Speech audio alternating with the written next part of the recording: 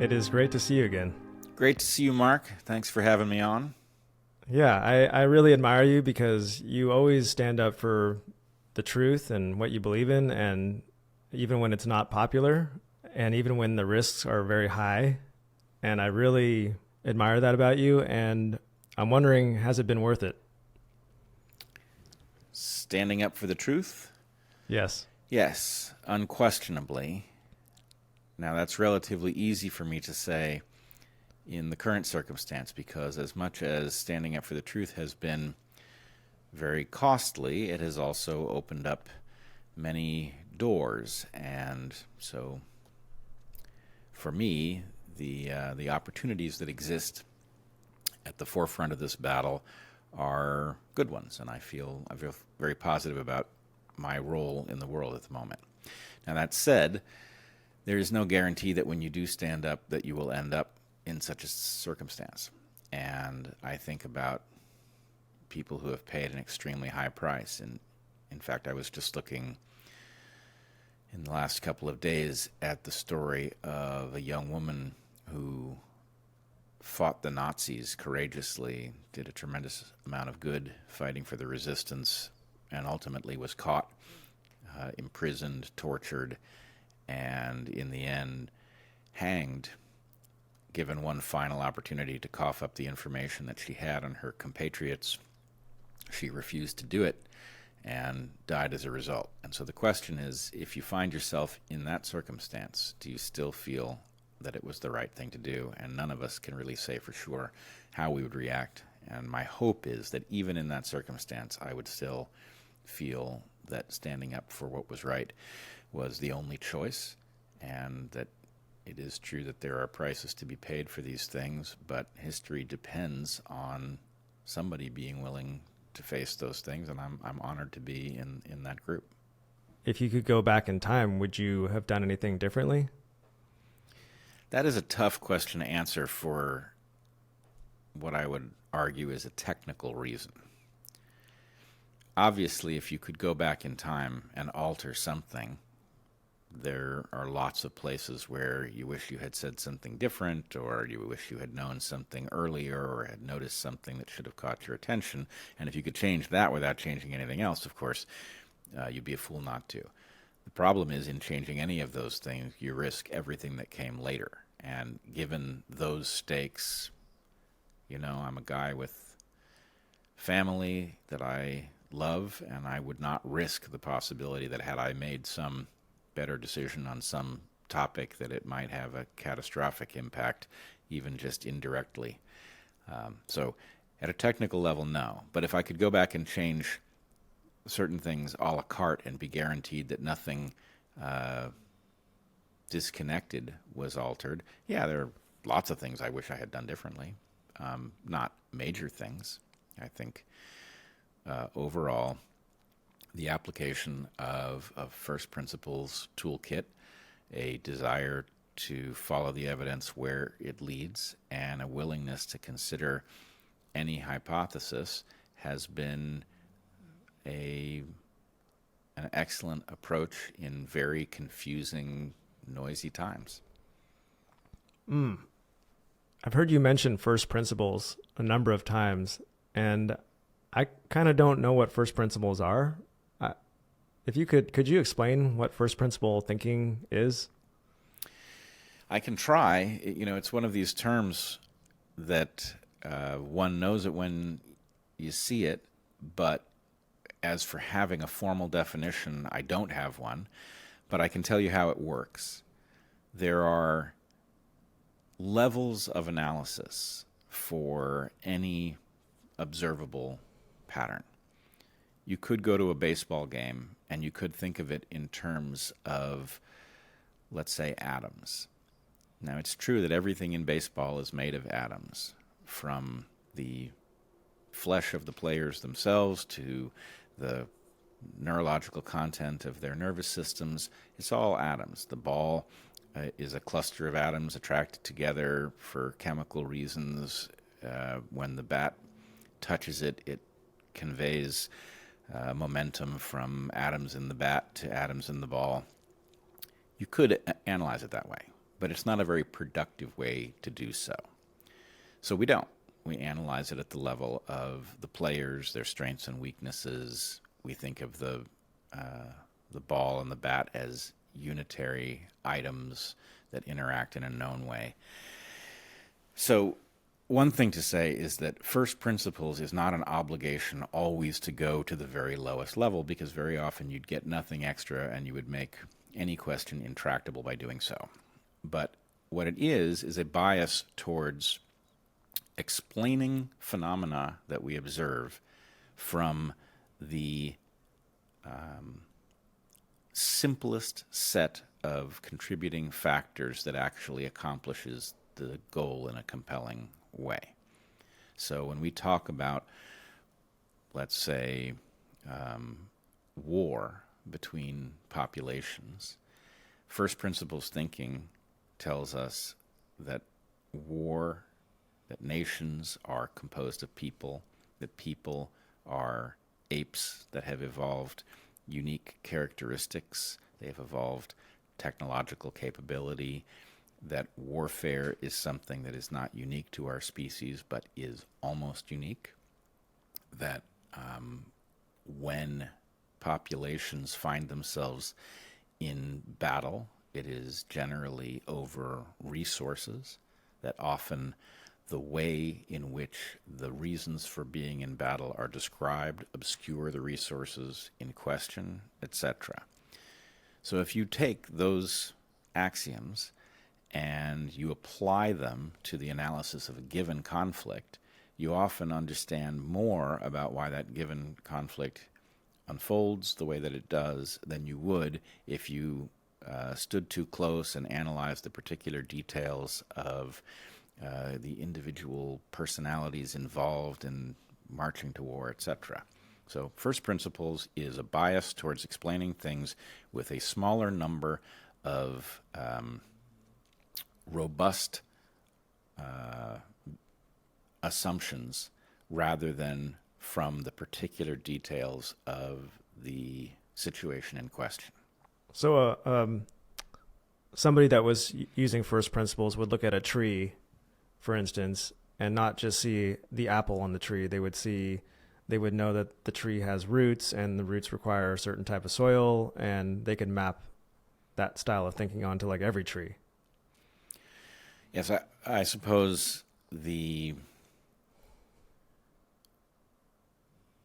tree is a creature like any other. Its objective is the same as all other creatures, and that is to lodge its genes as deeply into the future as it can. Its ability to access the future is very limited. Its mechanism for doing so involves capturing energy from the sun, trapping it in chemical bonds that allow it to be released later for particular purposes to which the tree is directed and has the machinery capable.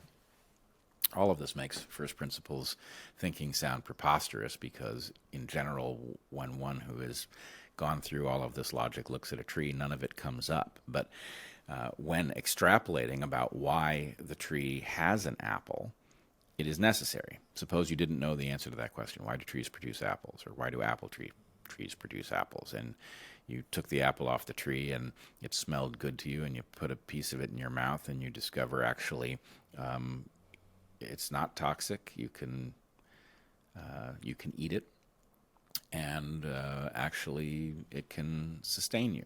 Why is the tree burdening itself by producing a food that it does not eat?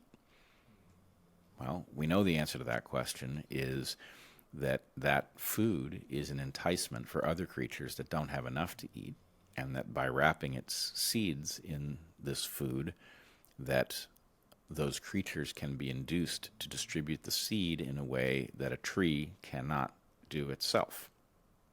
Then we can talk about why it is that a tree might want to distribute its seeds rather than just drop them below its branches, and that has to do with competition. It has to do with establishing populations of trees in places that are ecologically hospitable to them, but that don't have a population of those trees yet. And all of these are a means to an evolutionary objective. So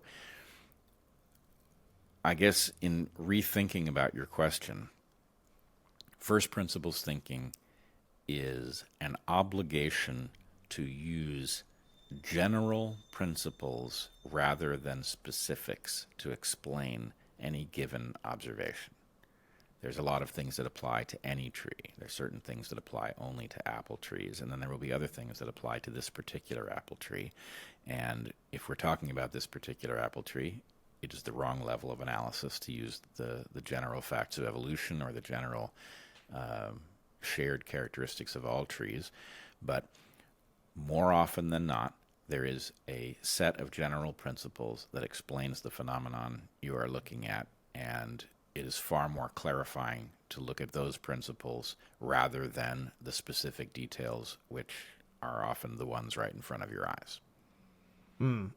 So a non-first principle thinker would kind of just see surface level facts and would not see the deeper connectivity between things, where a first principle thinker kind of goes much deeper. They can go deeper, they can zoom in, they can zoom out, they can see things on many different levels. Yes, and I think there is overall a bias towards the elegance of one's map of the universe. To the extent that you invest in understanding the general principles that account for most patterns, you don't have to redo it. It may be hard to understand them at first, but once you've understood them, you can see that they apply again and again. If you invest in the particular details of the individual in front of you, then that doesn't necessarily apply anywhere else. And in fact, it may mislead you about the next example that looks somewhat similar. So that doesn't mean that a first principles thinker has the entire map at their disposal. None of us do. But a first principles thinker recognizes where their first principles do not account for the thing they want to understand, and they know where they need to invest next in order to flesh out the map so that it can actually encompass all of the phenomena they're interested in understanding. Well, I've been really impressed by you because you've made some really bold predictions. Ever since I first discovered you, you've been really good at predicting what's going to happen with these big things like the future of college. I've heard you talk a lot about that, and that's maybe I heard you talk about it 5 years ago for the first time, and it seems like kind of that wokeness has taken over. You've been right about, to me, the jab, about the lab leak. And does this come from your ability to use first principles so you can see patterns instead of just like, oh, here's the fact that I've been given? I would say it comes from two places. One of them, I think you've identified correctly. First principles thinking is a skill. It's not something any of us are good at until we practice it. Now, I wouldn't say none of us are born with it, because I think we are actually all born with a toolkit that can easily be built out, and that for most of us, maybe even for all of us, that it would be valuable if it were. But the experiences we have developmentally don't reward this kind of thinking, and in fact, sometimes they punish it. So it's hard to develop that toolkit because you have to be resistant to the forces that want to push you in a different direction. And that speaks to the other important component. Human beings are fundamentally social creatures on which one's well-being depends heavily on what other individuals think of you. And what that means is that humans are very sensitive to the evidence that those around them are disturbed by something that they themselves have said. If you are sensitive to that, then it's very easy to drive you off a path of inquiry. In fact, I would argue that historically, because all creatures exist in a perpetual state of not having enough. There may be seasons in which you have plenty, but they precede seasons in which there isn't enough. And that's almost an automatic rule of nature, because if you exist in a population that has too much, the population will grow until that's not true anymore. So any stable population has a resource limitation problem, which means that every creature is not far from starvation and possesses programs that are built to prevent starvation from happening and to address it when it does. When a human being hears that those around them are displeased, they naturally react as if they are stepping onto a slippery slope that results in starvation. And so they tend to back off. That's because in the past, if you had been driven out of your group because what you were saying was out of phase with what other people believed, it didn't matter whether you were right or wrong because you weren't going to make it to the next important evolutionary event. In order to do careful thinking, you have to shut down that circuit that does not want to be out of step with one's peers. It is absolutely vital because we know from the history of modern thought that all of the great ideas started with people who were out of phase and who, in spite of that fact, kept forging ahead.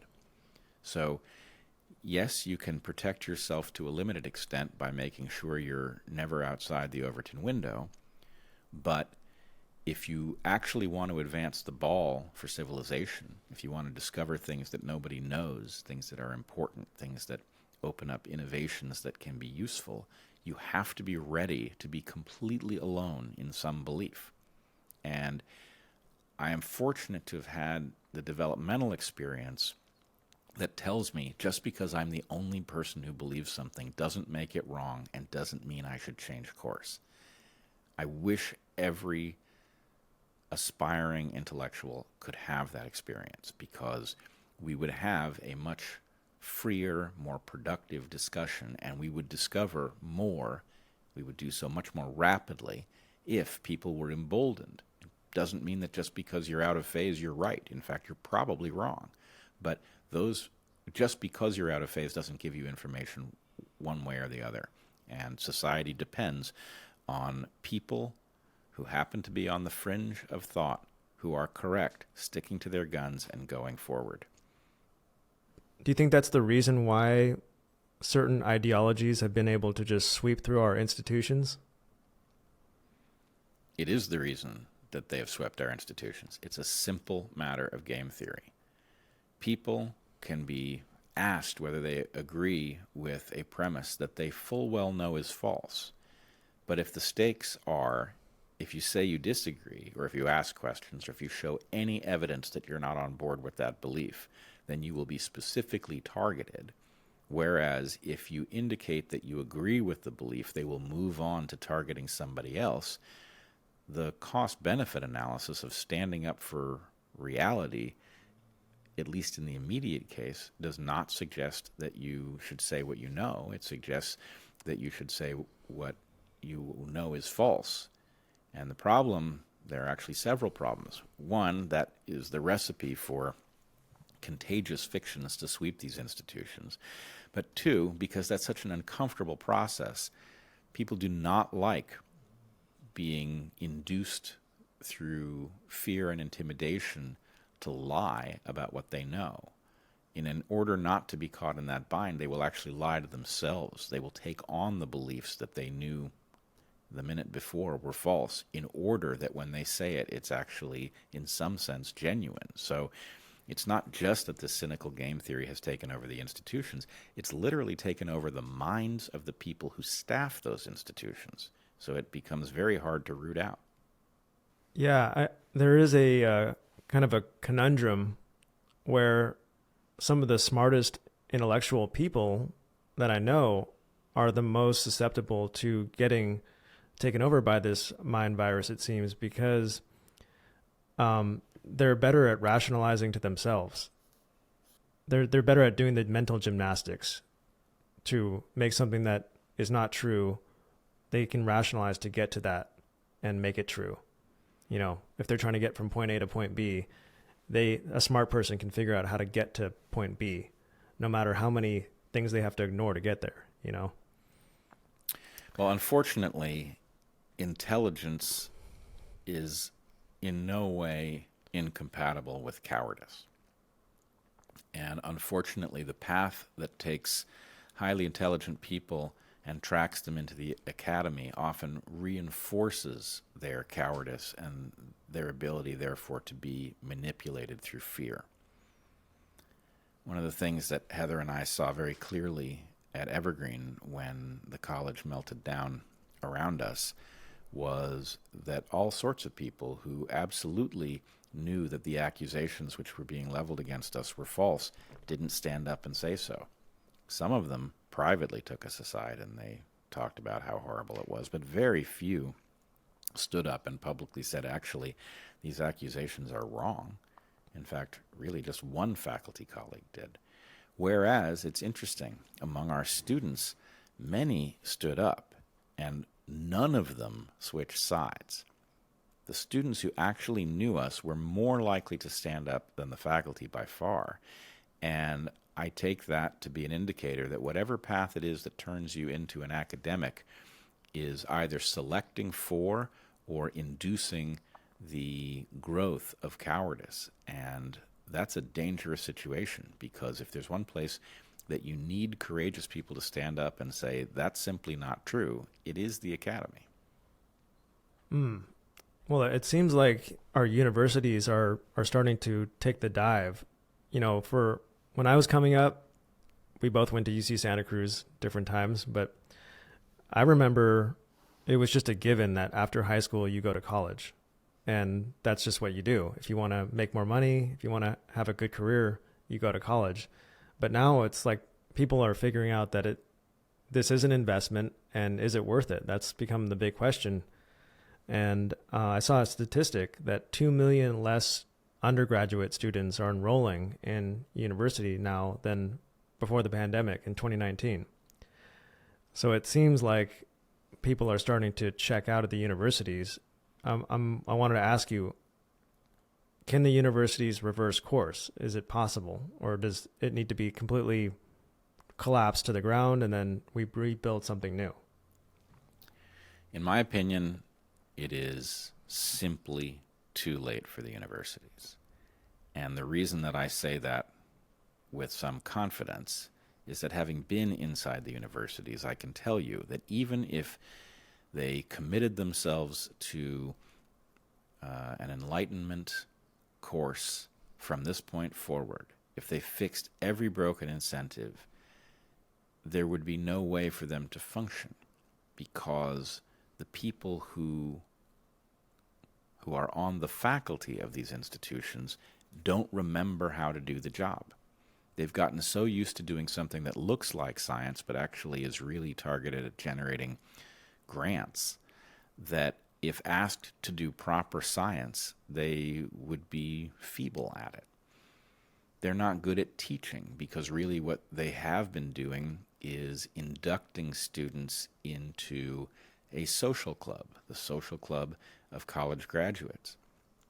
And while you say that it used to be obvious that you should go, but now the cost-benefit analysis doesn't necessarily support that, I don't think the cost-benefit analysis has supported it for quite some time, except at the level that your employer might require the degree in order to hire you, which allowed the universities to become a racket.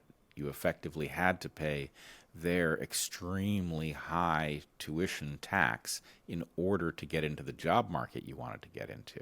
But the idea that people have been getting smarter in college has been questionable for decades. I have an idea that might fix a lot, but I kind of agree with what you're saying. It's definitely too far gone, but I think the guaranteed money by the government, or the fact that you can't file for bankruptcy on the loans, that incentivizes the college to, that de-incentivizes them to want to give you a degree that is worth something in the real world. You know, they can just make up all these majors and they don't really care. Like once you walk out their door, you're not their problem. They've got their money. But I've seen the structure of like certain code academies where it's basically free. But when you walk out the door, we get a certain percentage of your salary. And if you don't get a job, if we don't teach you right, you're not going to have a salary and we're going to fail. So perhaps if you get rid of that whole system of the loans and the guaranteed money and the no ability to file for bankruptcy, perhaps people will start to see it more as an investment and really say, okay, is this worth it or is it not? I don't know. No, you're absolutely correct. The game theory of the market surrounding higher education has put students in the driver's seat in a very unfortunate way. It has caused the institutions to cater to what students want to hear rather than what they need to know.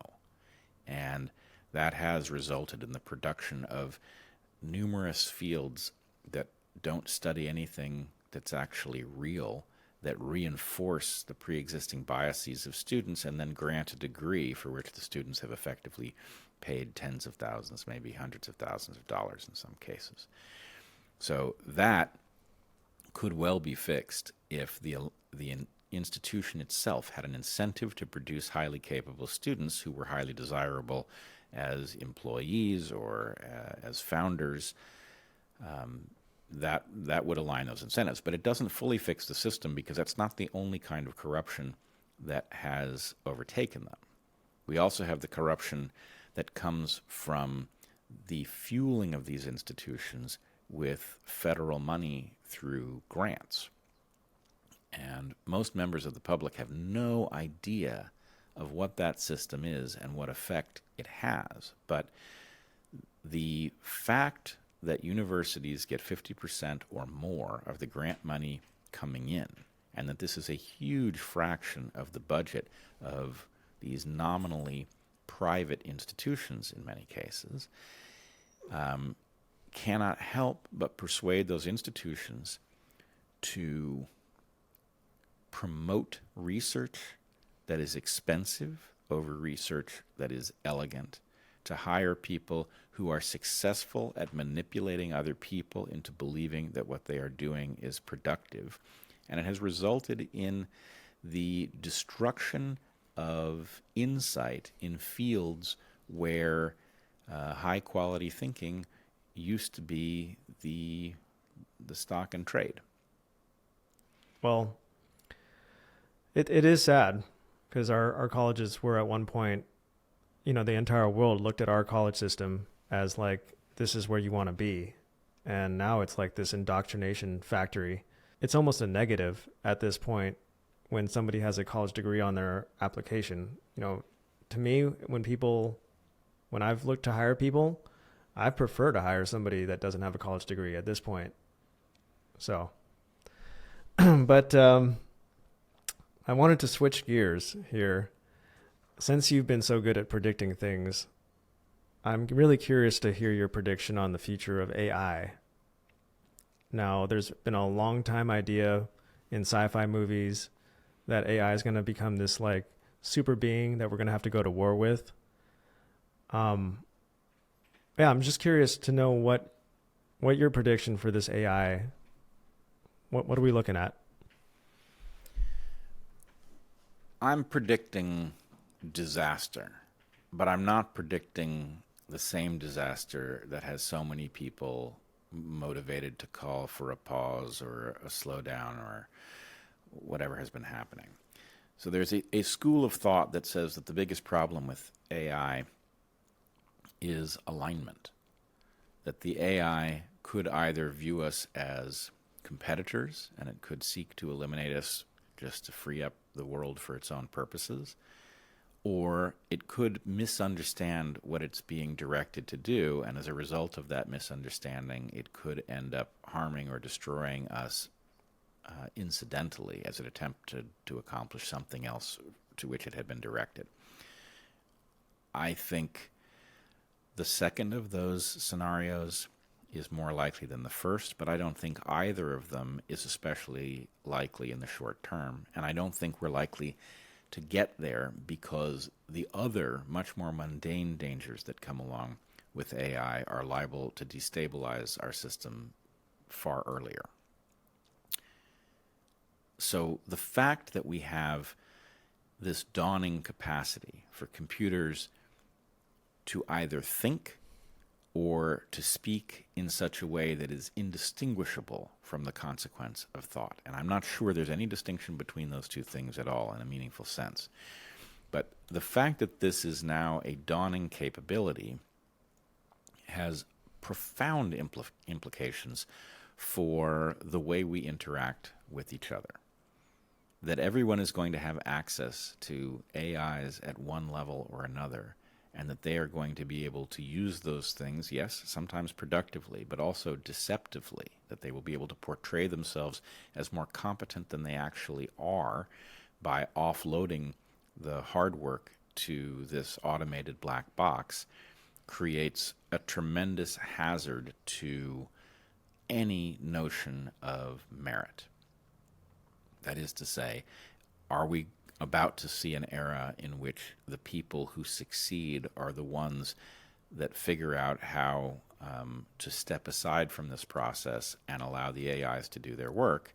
It is not obvious that you can build a productive culture going forward with those sorts of rules.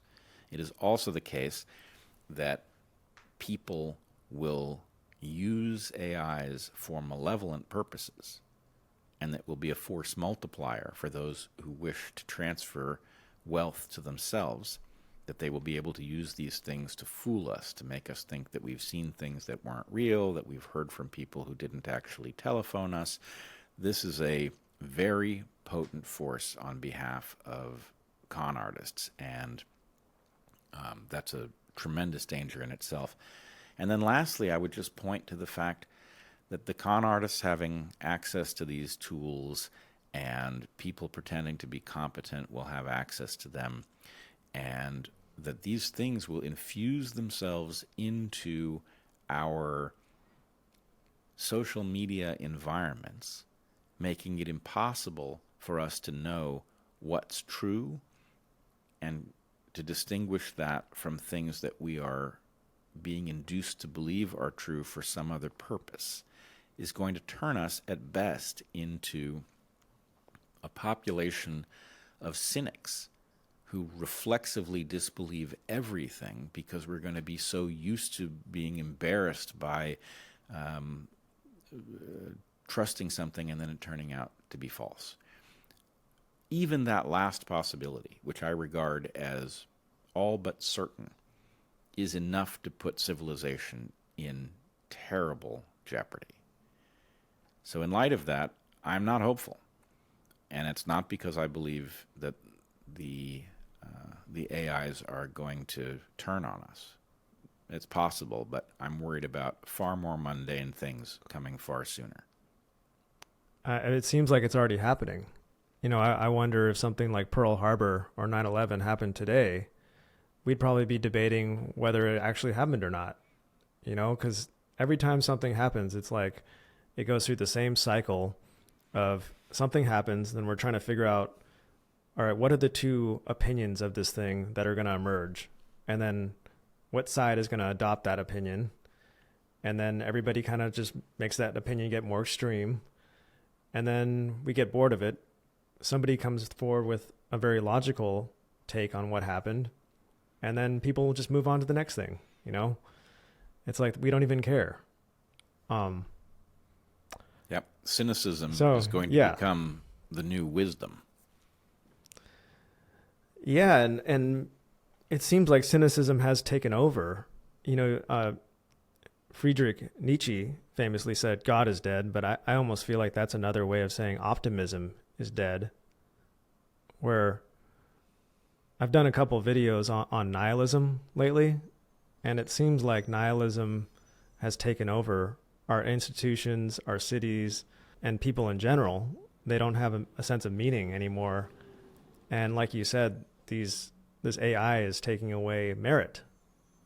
Anytime something's difficult, why not just have the AI do it? Well, it turns out that doing difficult things is what gives our life meaning. So it's hard not to, when the candy is right there of the AI, it's saying, here's the answer. Here's what you want. Oh, you want to make a song? Here, I'll write it for you. But really, the difficulty of writing that song is what makes the song beautiful in the end, I feel like. 100%. No, it's a tragedy from the point of view of the motivation to do things that are worthwhile. And it's going to seem like a strange analogy, but I think we've already seen a near apocalyptic catastrophe that has unfolded as a result of the much more mundane process of people being sold porn by an industry that doesn't care about them.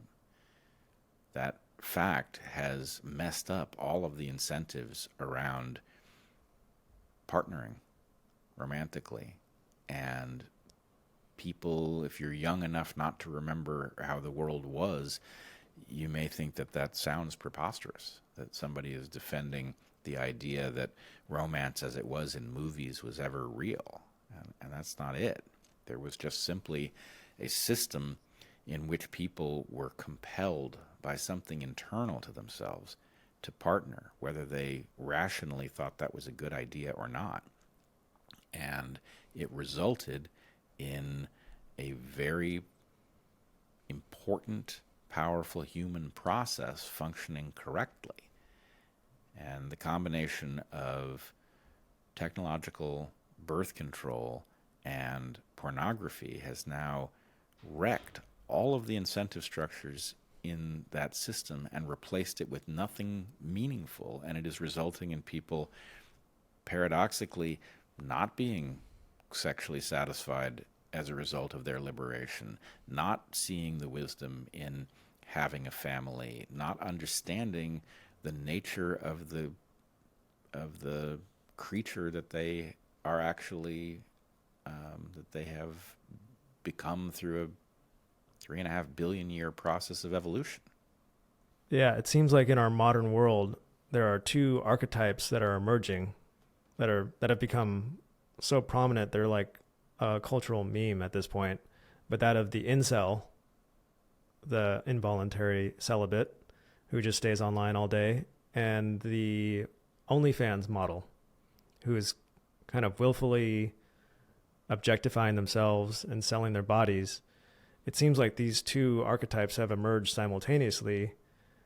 And I'd love to get your take from like an evolutionary point of view, like what is happening here? Why have these two things emerged simultaneously? And is there a way to get romance, the traditional form of romance, back? If there is to be hope for Gen Z, it is going to have to figure out how to step off this stupid treadmill and do something different. And I'm stunned by the fact that there doesn't appear to be a movement of Gen Z folks opting out of the sophistications or pseudo-sophistications of their era. I'm hoping it will emerge. I'm expecting it any day, but I have yet to see it.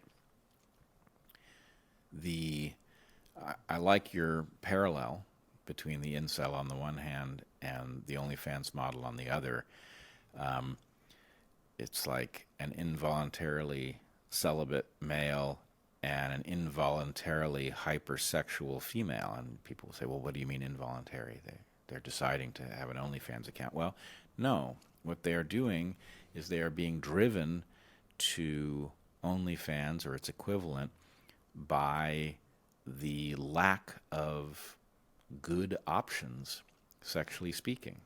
The only viable option is to monetize your sexuality if you're beautiful enough to do it and hope to reach a large audience, because effectively it would be hard to find a man worth partnering with.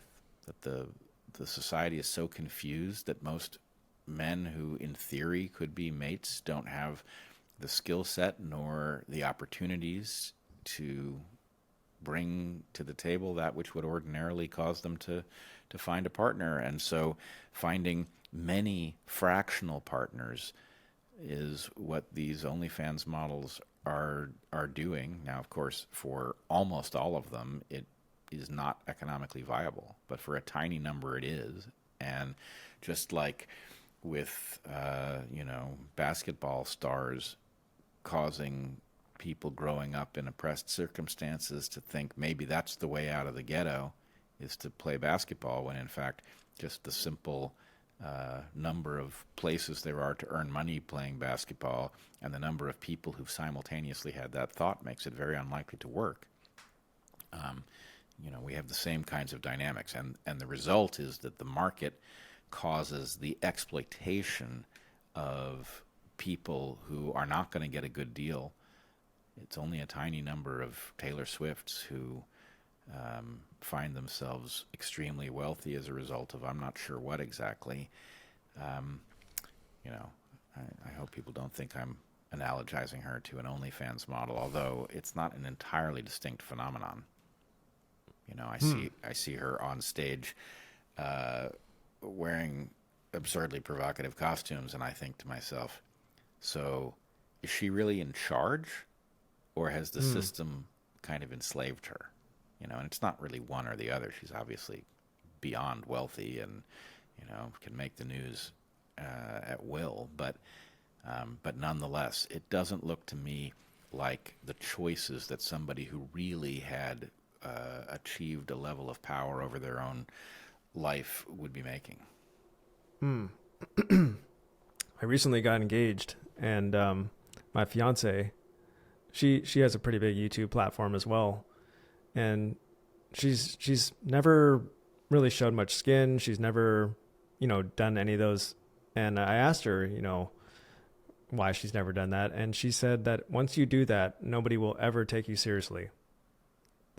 All you have to do is do it once, and nobody will ever take you seriously after that. And I thought that was such a good point.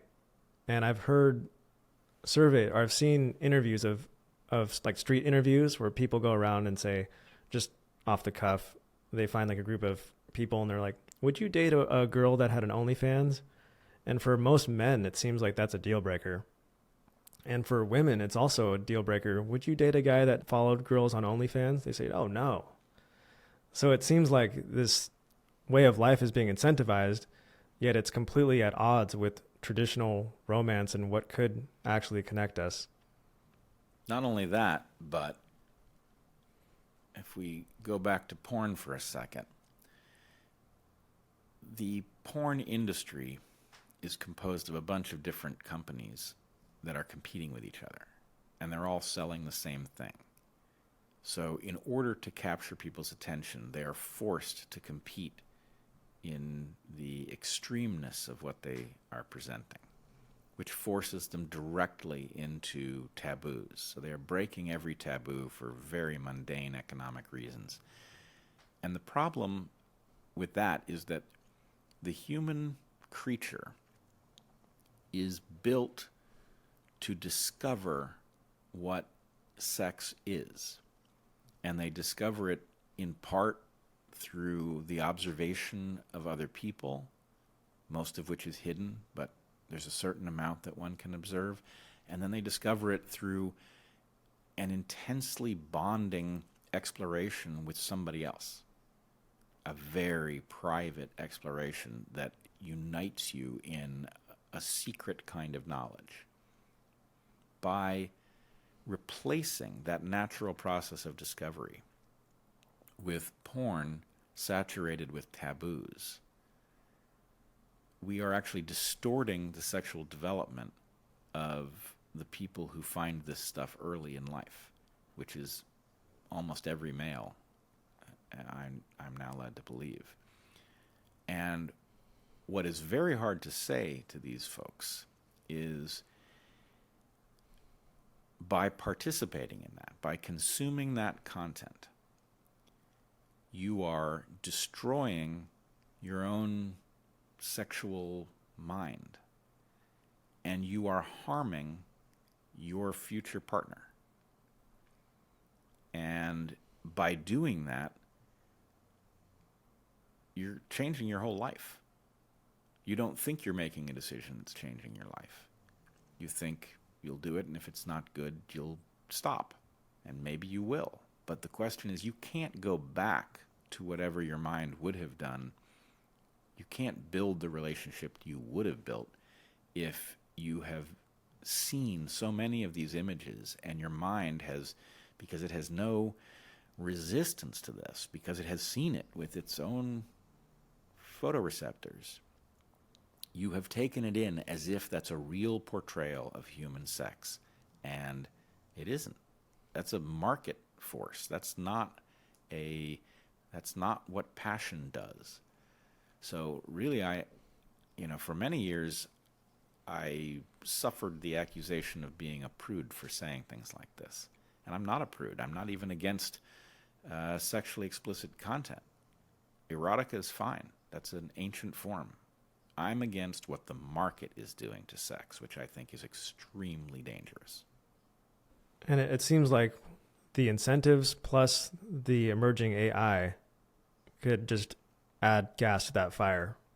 Because right now we have real women who are taking pictures and putting filters on and photoshopping and whatever they can do, but they're actually doing that themselves.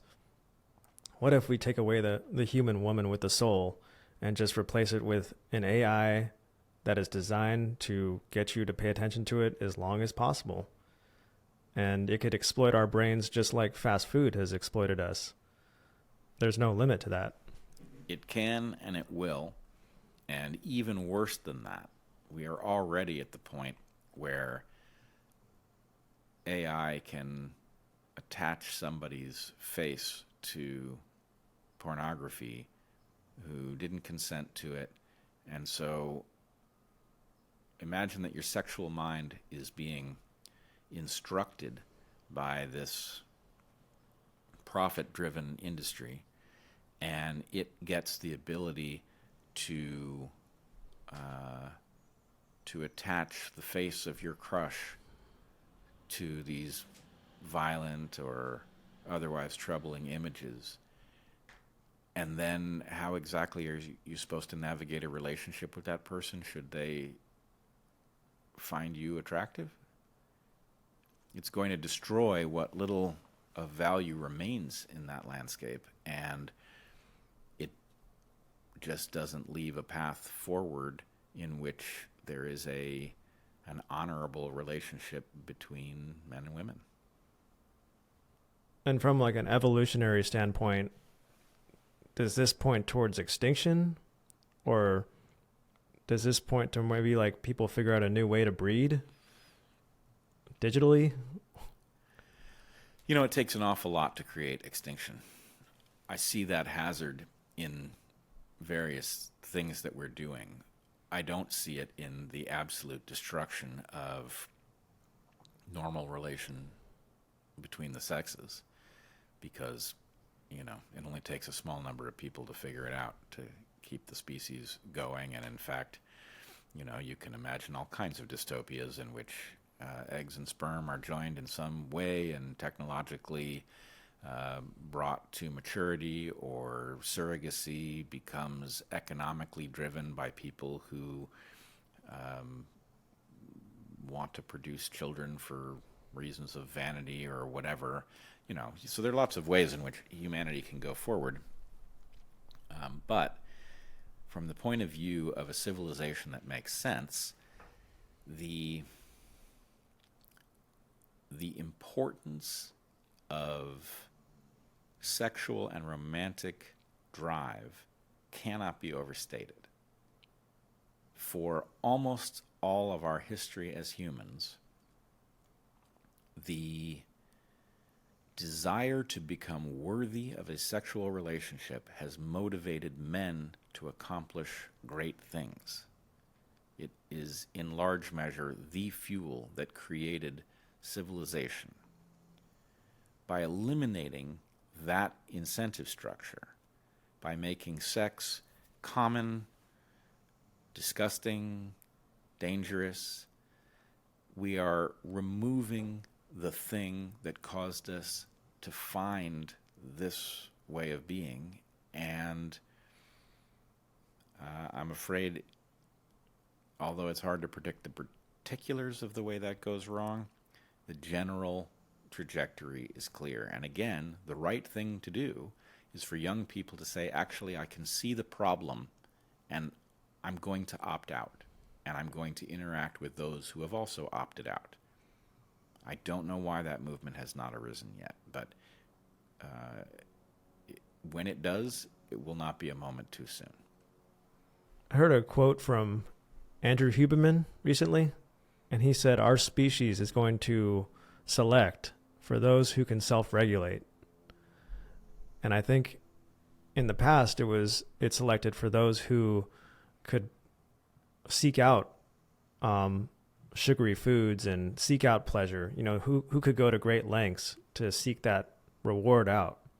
But now we're surrounded by reward. There's so much abundance that it's like, who can put guardrails on and just self-regulate? Those are going to be the people who are able to pass their genes on, perhaps. I mean, I see his point. I just don't know that we get to a place where you get a coherent selective regime.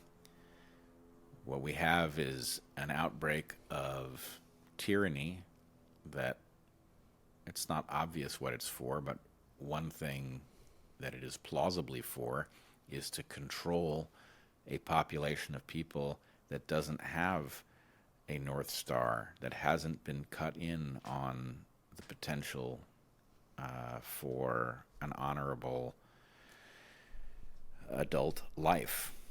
What do you do about, billions of angry people? Well, maybe you erect control structures so that no matter what they think, it doesn't matter to you as an elite. Again, I'm not saying that is what's going on, but I do see an awful lot of tyrannical structures being created before our eyes under false pretenses, and I see an awful lot of people who look like they are headed for a French Revolution moment, and it's hard not to put those two facts together. Yeah. Do you think there's any deliberate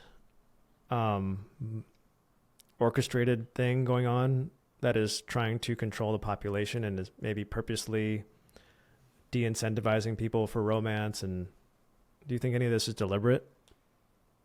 Yeah, I have no doubt that a substantial amount of it is deliberate. And I think we can't see that because the actors in question are ones that we have some historical relationship to that causes us to imagine this is impossible. So, for example, if I look at the Democratic Party in the U.S., and I see something acting in a completely villainous way that appears to have no compassion whatsoever for the suffering of average working class people. It seems to willingly create that suffering and doesn't seem to care a bit. That's hard for me to accept because this was the party of working class people.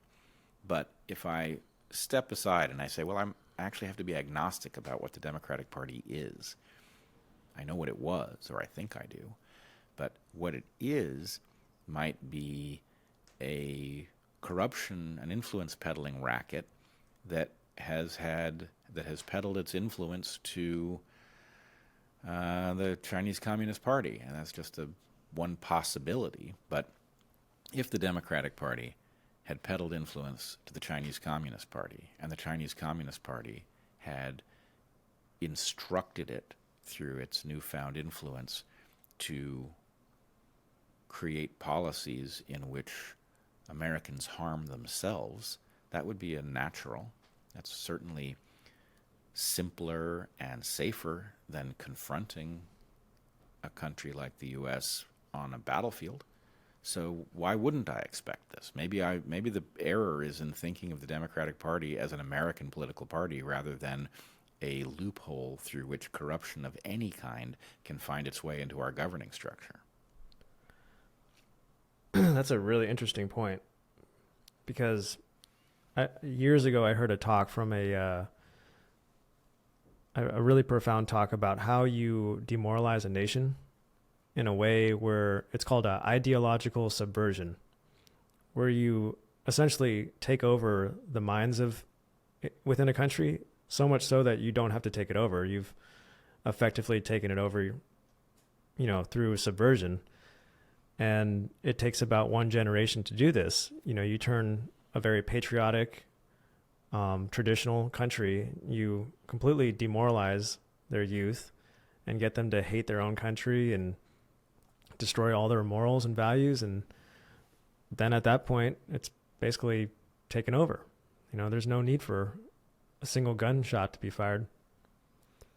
Yeah, I believe that that's true, and I believe that we are ever more vulnerable to it the more people experience life through a screen.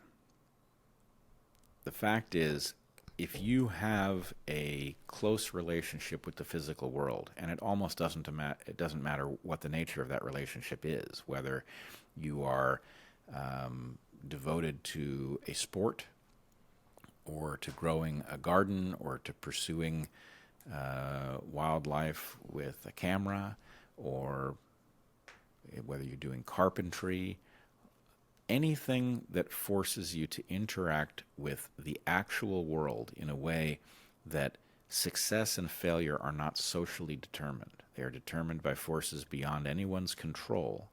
That trains the mind to understand the way things actually work. If your entire experience of the world is social, and it doesn't even have to be screens, it can also be the professor at the front of the room.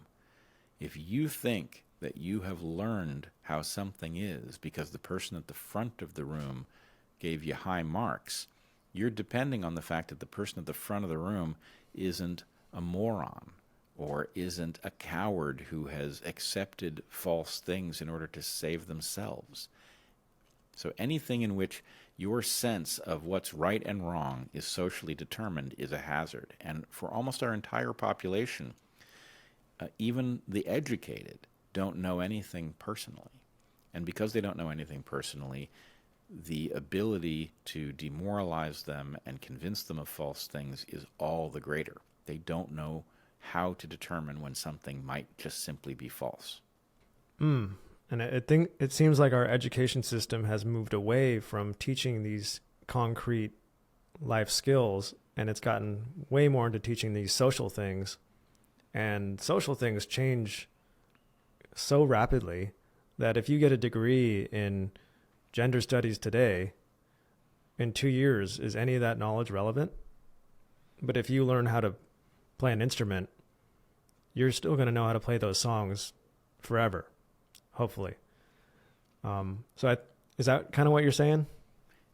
I often make this point to my children by talking to them about the distinction between knowing how something is done and knowing how to do it.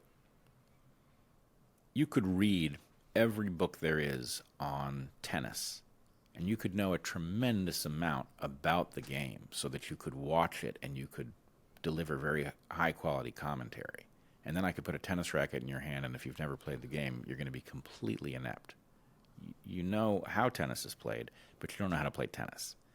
So my point would be, young people now convince themselves that they are expert in things because they've done a lot of reading on it and they have very strong opinions on it.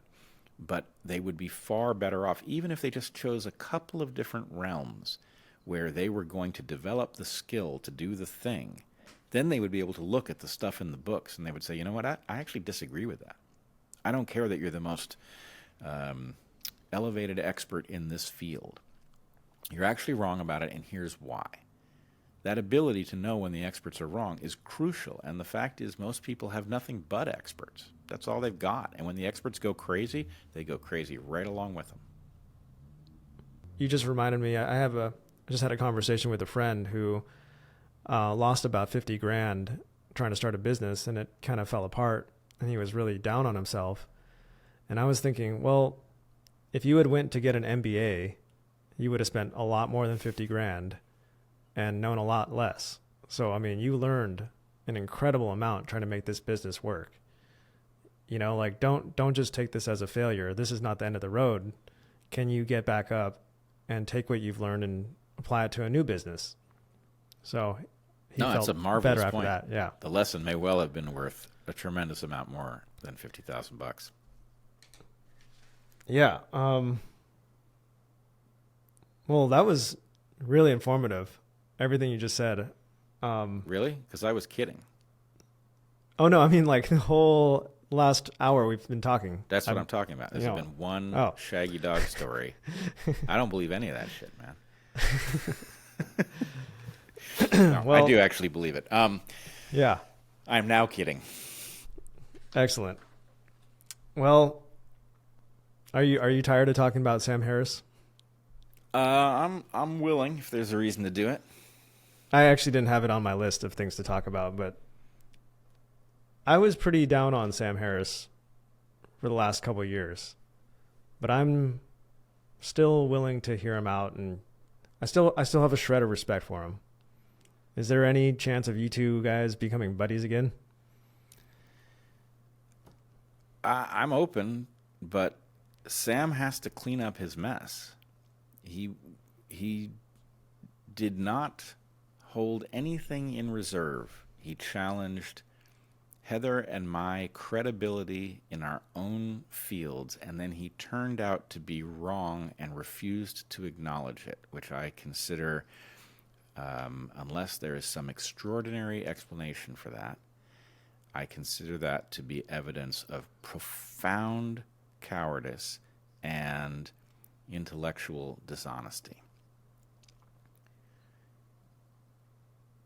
Now, Yeah, what Sam has to do to find his way back is to recognize his error and to own up to it. And I wouldn't mind hearing how it is he got there.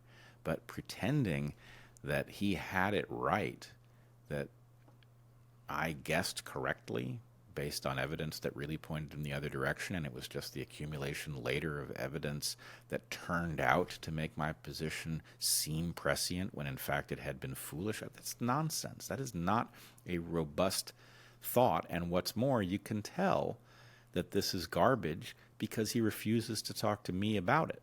And there's a reason for that. It would be very embarrassing if he deployed that argument and I got to respond. So it requires me not to be in the room in order for him to say stuff like that. So I would love it. Yeah, if Sam I'd love would to clean see up his mess, but I'm not expecting it. Yeah, I think all it would take is one simple kind of apology from Sam and just saying, hey, I was wrong. This is what I got wrong. I don't listen to him much anymore, but I haven't heard that from him. And I would love to see you two talk it out on like Joe Rogan. That'd be insane. But Yep. I doubt he's open to that. But he doesn't seem to be open to anything. I've invited him. I have bent over backwards to provide mechanisms for interaction that neutralize all of the concerns that he has voiced about what might happen, and still I get nothing back. So my sense is some part of him knows that he was terribly wrong and can't face it. yeah, well, yeah. So I was really excited for our conversation today. I have tons of notes. So, and I don't, I'm pretty new to podcasting, but I don't usually have pages and pages of notes like this. But one thing that I've been really interested in is the younger Dryas theory and the impact hypothesis. I've gone to the sites. I've gone all through the Scablands with Randall Carlson. I'm a big fan of Graham Hancock, and Joe Rogan's podcast has been big. I mean, this is a big idea that he constantly bangs on. And I would love to get your take on the younger Dryas event and the possibility of a civilization existing before that into the Ice Age. Is there any possibility of that? Yeah, I'm open to it, and I find some of that evidence quite compelling. I will tell you, I've spent a great deal of time in the Scablands, and I am intimately familiar with the historical development of the so-called Bret's Flood hypothesis. In fact, I used to teach it, so just for the sake of your listeners not being confused, Bret's is B-R-E-T-Z. He was a geologist who recognized that the extraordinary structures in the Scablands of eastern Washington were completely inconsistent with the explanation that was used to describe how they were formed.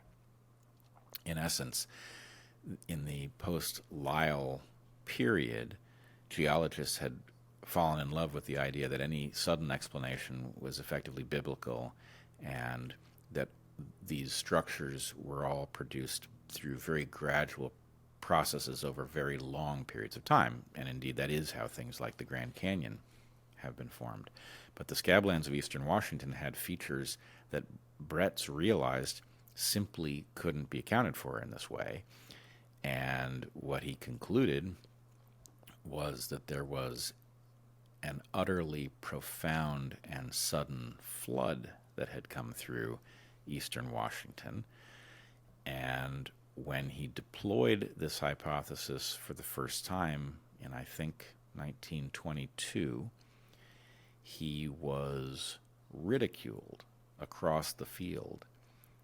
And he spent decades fighting to make the point that actually the evidence simply pointed to a massive flood. And we now know that that's correct, and that it was not even just one flood, but it was a repeated pattern of flooding. And we know why the floods happened, which I can tell you in a second. But the point is, he went from a pariah in geology, ridiculed as a fringe lunatic, to winning geology's highest prize between the period of 1922 and then 1978 is when he was awarded the prize. In fact, when he was asked about it, he said that everybody he felt like calling up to gloat was already dead. But the point of the story, to me, there are many. One, you can't tell just because somebody is being ridiculed by an entire field for having apparently not understood the evidence. That doesn't tell you whether they're right or wrong. And in fact, you should be very interested if this is an intelligent person who is unpersuaded by the supposed evidence that says they're wrong. You should hear them out. And you should figure out, in the case of the scablands, I used to enjoy taking students there because nobody knew this story. You could rely on the fact that students were not aware at what the scablands were and what had created them. So I could actually lead students into the scablands, and I could just show them the evidence that Bret's was proceeding from, and I could show them why it was a paradox. I could stand on a giant granite boulder in the middle of an open prairie, and I could stand on it and I could say, this is a glacial erratic. Glacial erratics are transported by slow-moving glaciers, which carve out rock from mountains and push it ahead of them. And then when the glaciers recede, the rocks are left in places that they are geologically foreign. And the students would say, oh, that's fascinating. And I would say, the problem is there were never any glaciers here, and yet I'm standing on a glacial erratic. How can that be? Right? I could do that, and then I could show them the pattern of the carving out of the valleys, the fact that the shape of the valleys was inconsistent with gradual erosion or glaciers. I could show them the world's largest waterfall, now completely dry. And the question is, well, how could this waterfall possibly be here? What might have fed it? So that ability to show students these structures, to show them the paradox, and then to reveal over the space of a day what actually had produced the scablands, and then to describe the story of J. Harlan Bret's and the battles that he went through, to tell the story of J.T. Pardee, the geologist who, when Bret's had revealed his hypothesis and had immediately drawn the ridicule of his colleagues, Pardee, who had been a geologist with the U.S. Geological Survey, who was very smart but didn't have Bret's courage, he leaned over to the guy next to him and he said, I know where the water came from. He knew in 1922 the explanation that Bret's couldn't put his finger on. Where was the water coming from that made this gigantic flood?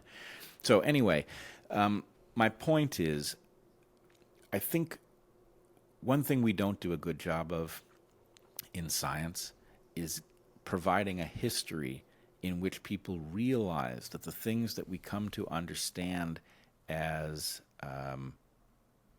obvious from the evidence may originally have faced ridicule, and therefore the sound of ridicule shouldn't tell you anything. So that's about as far as I can go with respect to the Younger Dryas event and the particular hypothesis of advanced civilizations having pre-existed. But I'm open to it precisely because I know that the fact that many people think it's laughable, if anything, that just makes it interesting. Wow, I am blown away by how much you know about it.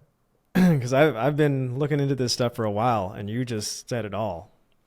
And yeah, I'm curious, where do you suspect that water came from on those floods?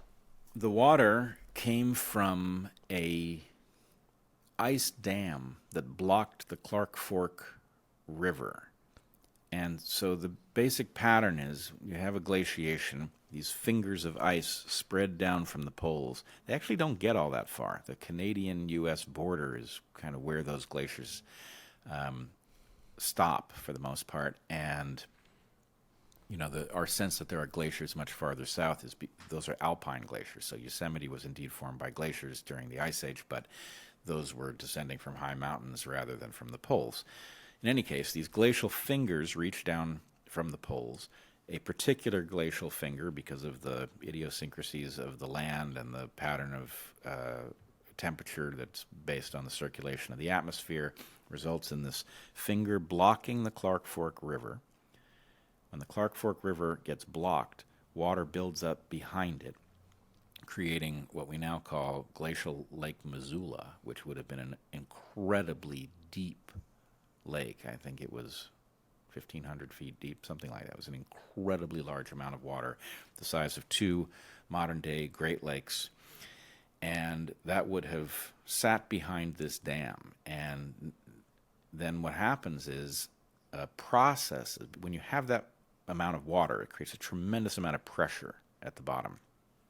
That pressure, because water increases in volume when it freezes, that pressure prevents water from freezing, and so it is able to be supercooled. It can be below the freezing temperature of water, and it cannot solidify because that pressure is keeping it from doing so. And so what we now understand is that supercooled water actually trickled through cracks in the dam and opened weaknesses, and the dam exploded, letting loose this entire gigantic lake, which then rushed at a speed of something like 60 miles an hour across the landscape, scouring it and destroying it, literally grinding up the stuff that was on the surface moments before, and created this, largest waterfall that had ever flowed on the face of the earth, and then careened down the rest of the Scablands and into what is now the Columbia River Gorge. The Columbia River Gorge, which was actually created by the same flood, and all of that water flowed out towards the Pacific. It washed into the Willamette Valley. In part, the Willamette Valley in Oregon is fertile. It's great farmland, in part because the materials that were in eastern Washington got washed into it, and then it washed out into the Pacific. And the point is, because the triggering event of this is the growth of the ice dam that blocks the Clark Fork River, and because that ice sheet, that finger of ice, grows in the same place because the conditions that created it the first time remained there even after the lake had emptied out, this happened repeatedly.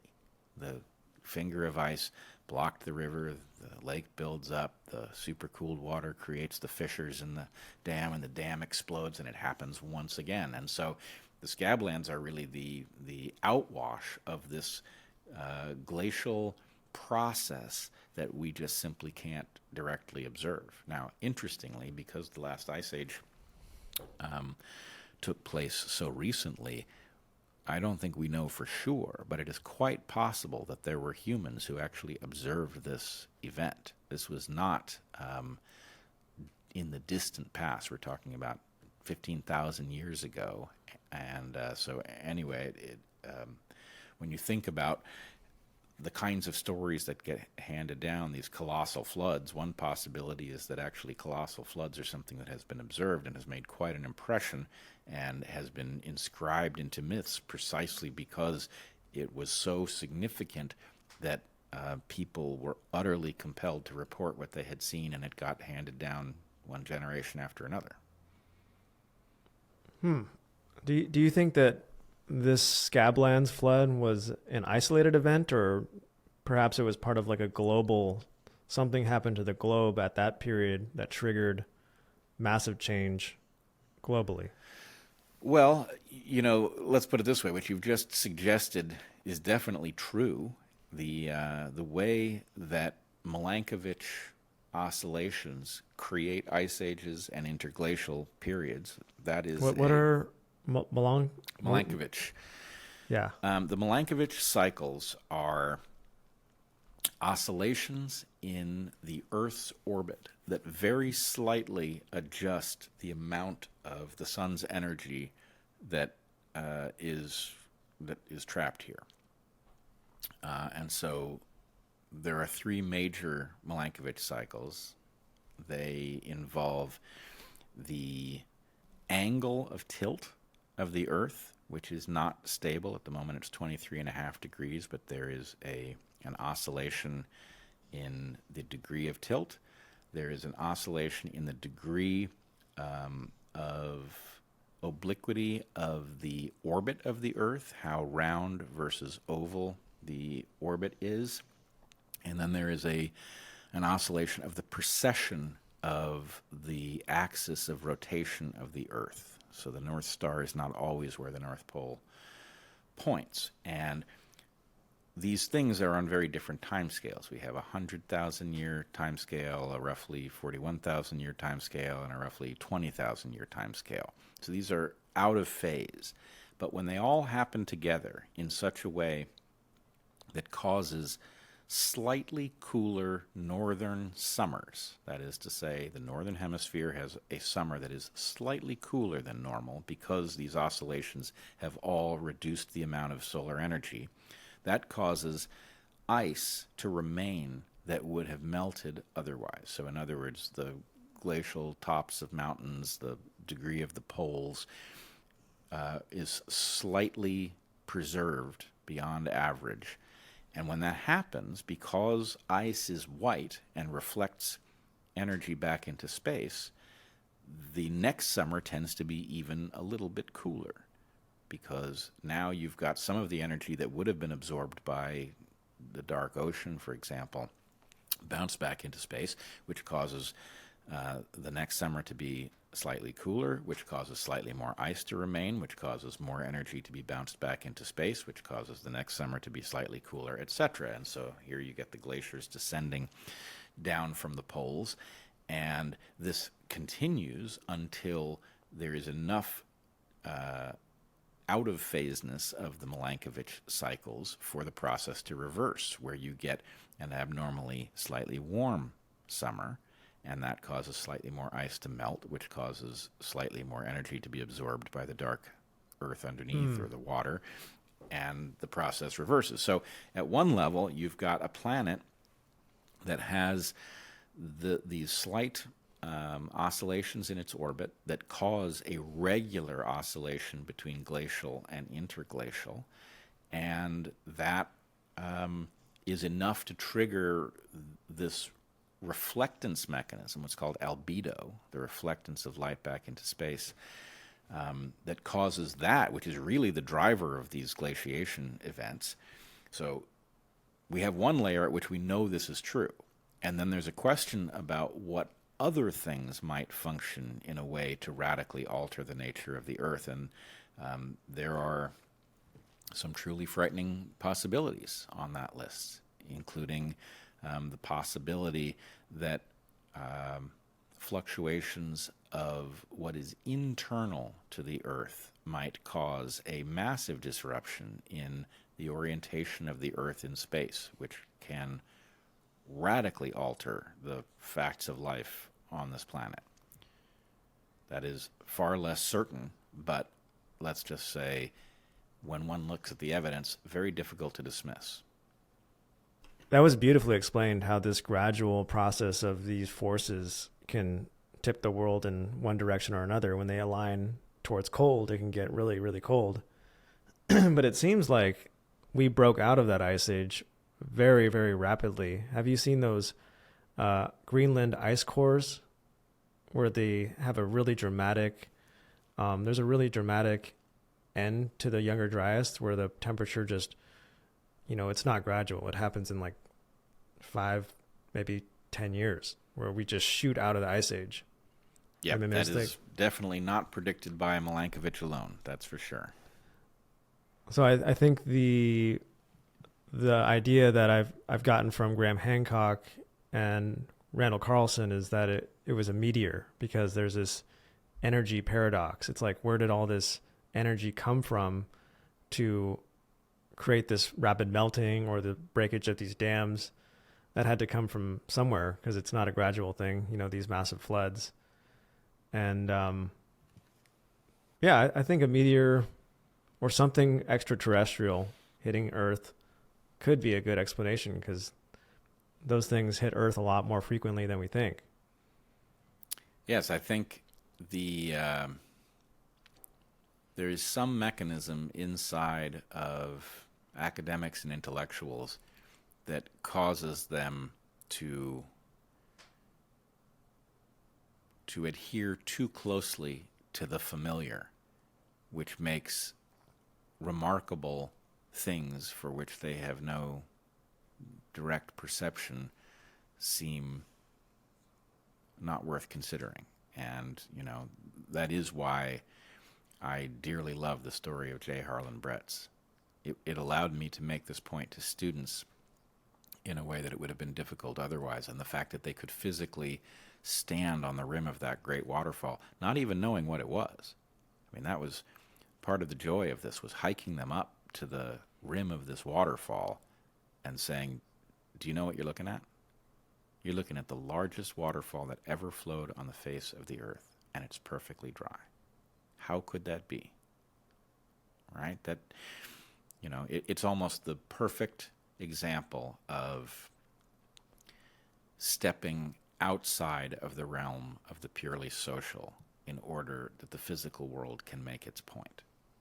There's something about standing on the rim of that waterfall and realizing that you just hiked all the way up it and it didn't occur to you that that's what you were doing.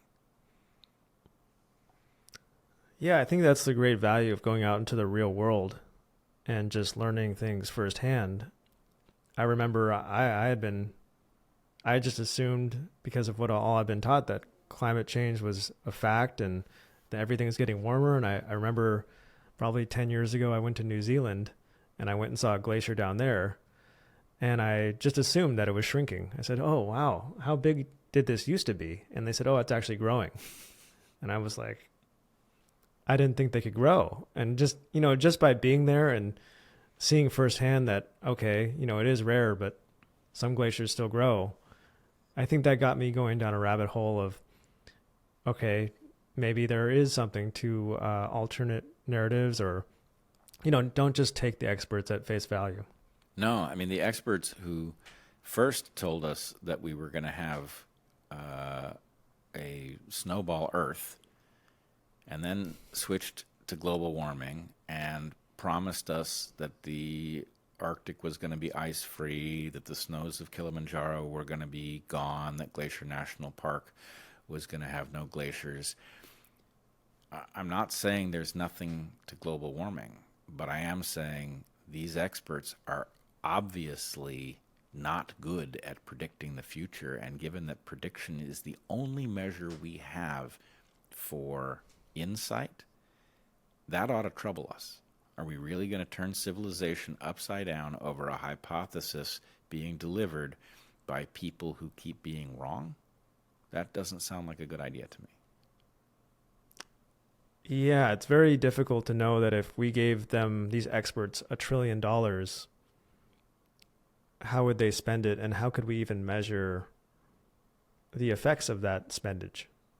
And how much do we want to sacrifice our progress today?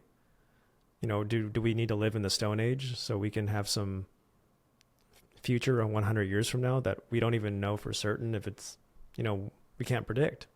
So how much do we want to sacrifice now? Well, I actually think that I do think that there is a danger that is real with respect to climate change. that danger is built of facts which I believe are robust, and it depends not at all on models. Models are where this kind of analysis goes wrong. It's very easy to make a model that will spit out virtually any answer if you're willing to load in enough parameters. So the fact that it looks compelling doesn't tell you anything. But I do think we know that CO2 is heat trapping. We know that methane is even more so. Those are ancient observations, or ancient's the wrong term, but it goes back to the Arrhenius equation. We're talking a century-old observation. And we know that there's a tremendous amount of frozen methane clathrate in the Arctic.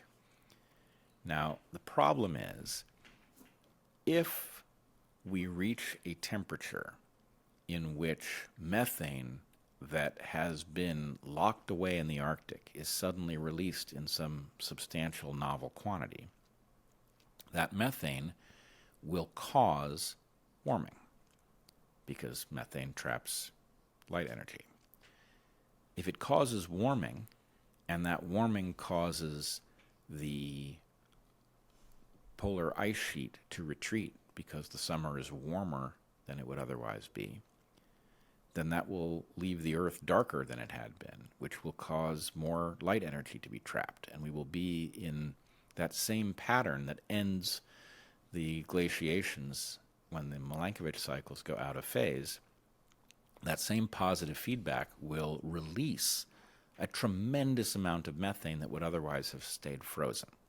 So that would take global climate out of human control. Now, it would take climate change out of human control.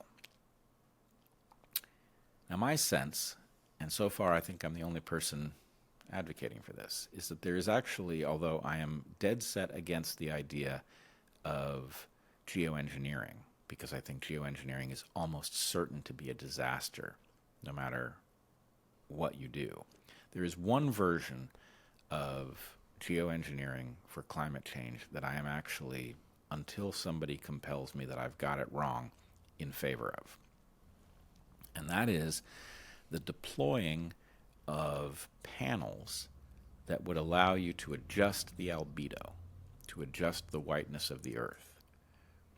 Now, when albedo is adjusted by the poles, it requires a tremendous amount of surface area, because the poles are, well, they are not near the equator, and therefore the light that they are capable of reflecting is indirect. It's coming through an awful lot of atmosphere first.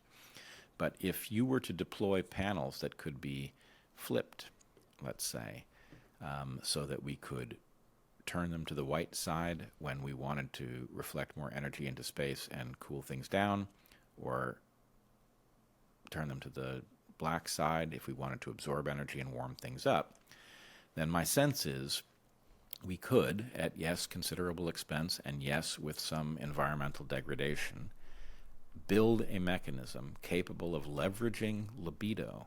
No. What did I just say? I said libido. I meant albedo. Albedo. Yes. Yeah. Jeez. Talk about Freudian slips. Leveraging albedo to control the retreat of glacial ice so as not to enter that methane-based positive feedback. Now, I'm in favor of this, both because I think the methane positive feedback is very dangerous. If people want to know what I'm talking about, they should look up the clathrate gun hypothesis. That is to say that this positive feedback would go off like a gun, altering the climate of the Earth. And while it may or may not be something that will happen, the mechanism by which it would happen is clearly plausible. If we were to deploy panels that would allow us to control albedo to prevent that from happening, then we would also be in a position to tell all these people who want to install a tyrannical structure on Earth in order to ostensibly reduce our carbon footprint as a species, we could tell them to go to hell, because we wouldn't need to do that. We could burn the fossil fuels that are necessary to make our economy continue to work, to provide a high quality of life for the citizens of planet Earth, and we could control the consequence at the most logical level. We know from the pattern of ice ages that albedo is a viable control mechanism for climate. It's just not one that humans have the control panel for. If we build that control panel, then we can burn the fossil fuels that we need to burn, and we don't have an alternative. The alternative is massive austerity, and that austerity will not be felt by the elites. It will be felt by everybody else. So why don't we build ourselves a control mechanism so that if global climate change is the problem that some fear, that we have an ability to arrest it, and if it is not the problem that we fear, we have a control mechanism for a rainy day. It seems to me the best solution to this problem, and one that removes the excuse from all of the tyrants who are rewriting the rules of planet Earth as we speak. So I'm imagining just some massive 200-mile radius, I don't know, sphere that's white in the middle of the ocean or something. That's just reflecting, instead of that dark ocean absorbing the heat, you just have this giant white thing that you can flip over whenever you want. And there are a lot of ways you could do it. The ocean would be a good one because the ocean is inherently dark. And so the consequence in terms of the payback is high. On the other hand, the technological difficulty of doing this, especially in the remote ocean, is substantial. So it's not obvious to me that the cost-benefit analysis leads you to the ocean. And really what I would want is a panel of well-informed experts with no perverse incentives to discuss whether or not this is a viable plan. If it is a viable plan, what is the mechanism for deploying it that is least harmful and most likely to be useful? And the thing I didn't say is the most important thing about this plan is that unlike the other geoengineering plans, it's completely reversible. That is to say, if it turns out that this plan is a mistake for some reason we do not foresee, we can unmake it. That's not true if you dump aluminum into the atmosphere to reflect sunlight. It's not true for virtually any other plan. So the reversibility of the plan is its key selling point. We are not committing ourselves to anything by doing such a thing. it seems like we're doing the exact opposite right now with the urbanization makes things darker. I know that when you measure the temperature in cities, it's quite a lot hotter, and solar panels are black.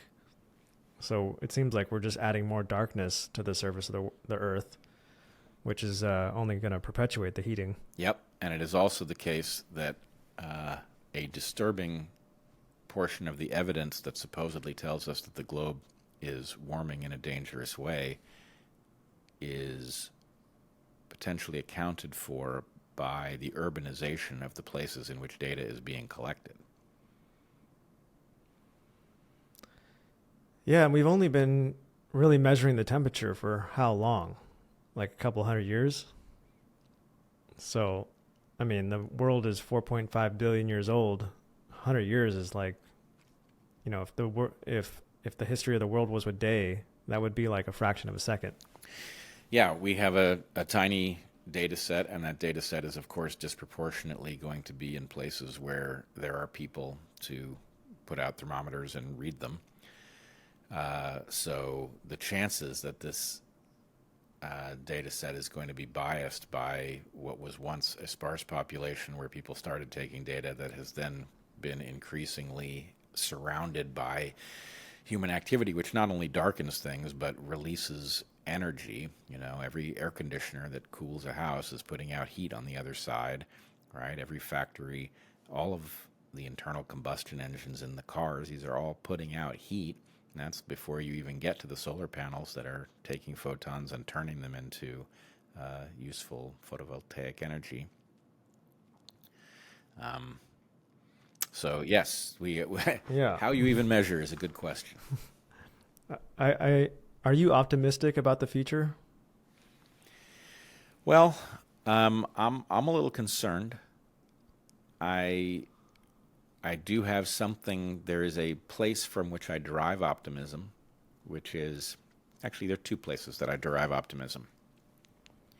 In engaging in its tyranny, our enemies, the enemies of freedom, have driven every insightful, courageous person with integrity out of all of the institutions.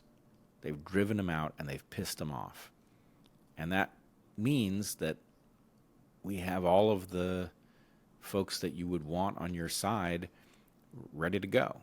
These people have just faced tyrants and they are wide awake, and that is a very hopeful phenomenon. In fact, I think the force that I call Goliath made a terrible error in doing that. He just handed us every player we could want. So that's one reason to be hopeful. The other reason to be hopeful is that we are talking about a civilization. In evolution, we talk about the adaptive landscape, in which opportunities are represented as peaks and hazards to getting to better opportunities are represented as valleys. Our civilization represents an important peak, but there are obviously contradictions in that society that are incapable of addressing the hazards of modernity. There's nothing in our founding documents about the enrichment of uranium, about the controlling of renegade artificial intelligence, about the disruption of development by perversely incentivized corporations running social media platforms with algorithms that distort perception. None of these things. So we have to move to some different way of governing ourselves. I believe the values that undergird our civilization are the correct ones. I believe we should only build civilizations that maximize liberty. Liberty is the only value you can afford to maximize. If you maximize any other value, you will crash a bunch of other values, but liberty integrates them all. And so we want a civilization that liberates people meaningfully, not just on paper. And in order to get to that civilization that can do that job in an era of high technology, we're going to have to pass through an adaptive valley. That was dead certain no matter how we did this. So the fact that things look very dark is not in and of itself evidence of where we're headed. We could perish in the adaptive valley, or we could find the foothill of the next peak and we could start to climb it. I hope that we do, and I am investing everything I've got in making sure that we do. But I don't think the final chapter has been written. It's late, but as far as I know, it's not too late. That's brilliant. Like, I'm very grateful to you and Heather, because over the last 3 years, there were some times that seemed really dark. And you two were like a shining light in the darkness. And things got really dark for a minute.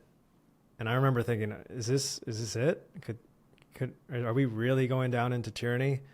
And it was around that time I made a video on mass psychosis that went viral.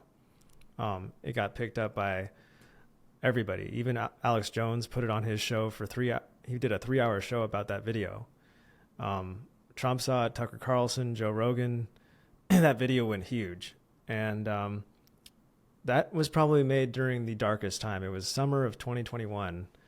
And that was made out of, things were pretty hopeless. And I kind of just made that almost as like a shot in the dark. Just, I'm going to put everything I got into this video. And I feel like you and Heather are also just beacons of light, almost like in Lord of the Rings when they lit those beacons on the mountains. You got to see another beacon and you get hopeful. You know you're not alone. And so I know you guys have suffered a lot of demonetization and algorithms working against you, but I know there are people, like I talk to people all the time and I mention your name and they know who you are. And so in the real world, people are very encouraged by you, and you're maybe upsetting the right people. I don't know. I do take a certain amount of pleasure in upsetting the right people, and it is one of my guideposts. If you're upsetting the right people, you're probably doing something right. So thank you. I appreciate that. I would encourage you, if you thought the last outbreak of tyranny was amazing, then you're really going to enjoy what's going on in the World Health Organization and their plan for a rematch. It's really quite extraordinary. Because I feel like they kind of lost the first battle. They did. Oh, yeah. They did. And that keeps them up at night. And they have decided that the solution is to rerun the last battle and figure out what rules would have allowed them to silence the people who bested them. So they are currently building exactly that set of rules. And if we do nothing about it, it is likely to pass in May of this year. Well, I think probably one of those big things that they would like to have changed is that the last pandemic was just not that dangerous, relatively. Like, if you compare it to previous plagues, you had 1/3 of Europe get wiped out, or the Spanish flu killed 50 to 100 million people. This was kind of like a fart in the wind compared to those. Well, I have come to disbelieve the story of the Spanish flu. It is well worth looking into the hypothesis that the Spanish flu was wildly exacerbated by the abuse of the new wonder drug aspirin. Really? Yeah, Never heard this. It's a terrifying, but in the end, I think quite compelling argument. The plague obviously was what it was, but obviously we are in a very different situation with respect to our understanding of antibiotics and our understanding of hygiene and our ability to prevent such things through other mechanisms. I would say, to the extent that you would imagine that a worse pathogen would be desirable to Goliath if Goliath wanted to rerun the tape of history and beat us decisively this time. And although it's not the World Health Organization, the EcoHealth Alliance, which you may remember as the nonprofit organization which spearheaded the research in Wuhan that seems to have resulted in the production of SARS-CoV-2, that same group, headed by Peter Daszak, the same villain who kept doubling down on this ploy and then pretending that a lab leak was impossible, he and the EcoHealth Alliance have been granted something like $16 million, I think, to set up a laboratory in Colorado to study the infection of bats from Asia with devastating human pathogens. I wish I was making this up, but not only do they appear to want a rerun with potentially new and more deadly pathogens, but they've hired the same people to produce them.